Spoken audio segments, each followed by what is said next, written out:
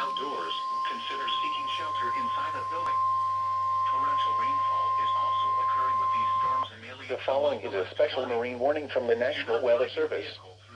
The National Weather Service in Chicago has issued a special marine warning for nearshore waters from Burns Harbor to Michigan City, open waters from Wilmette Harbor to Michigan City out to mid-lake until 10:30 p.m.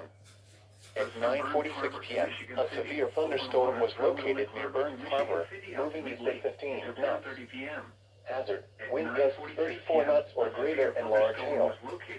Source, radar indicated. Impact, small craft could be damaged and briefly higher winds and suddenly higher waves.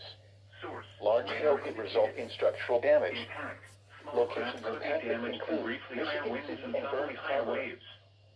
Large hail could result in structural damage. Locations impacted include Michigan City and Burns Harbor. This is only the two locations. The following is a flood advisory from the National Weather Service.